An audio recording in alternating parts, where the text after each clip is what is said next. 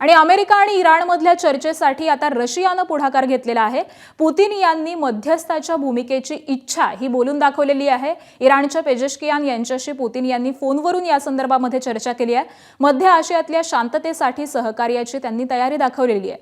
तर पाकला जमलं नाही ते पुतिन करून दाखवणार का हे देखील पाहणं आता महत्त्वाचं असणार आहे।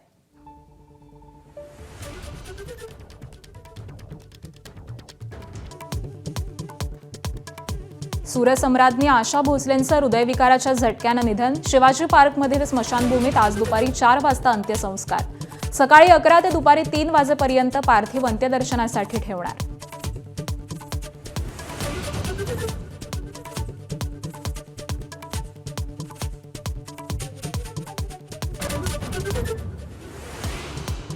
अमेरिका होर्मुझ सामुद्रधुनीची नाकेबंदी करणार। शांती वार्ता फिसकटल्यानंतर ट्रम्प यांची धमकी। तर होर्मुझ इराणच्या नियंत्रणाखाली, कारवाई केल्यास सडेतोड उत्तर देणार, इराणचं प्रत्युत्तर।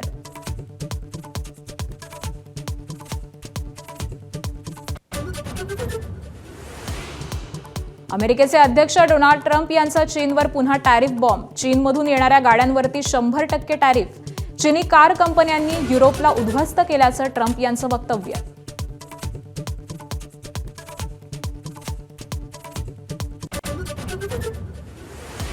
गोंदू अशोक खरातच्या पोलीस कोठडीची मुदत आज संपणार। पुढील गुन्ह्यामध्ये एसआयटी खरातचा कोठडी मागण्याची शक्यता। तर आतापर्यंतच्या तपासात मिळालेल्या अधिकच्या माहितीचा उलगडा होणार।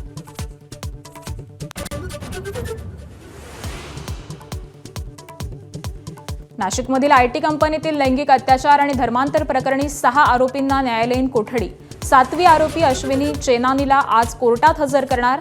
आरोपी निदा खान अजूनही फरार। राज्यात उन्हाचा तडाखा। अकोल्यामध्ये तापमानाचा पारा 43.1 अंशांवरती।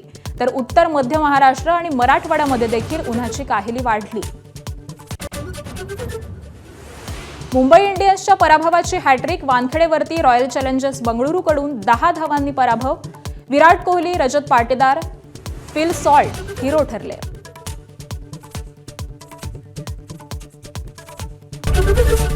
एबीपी माझा, उघडा डोळे बघा नीट।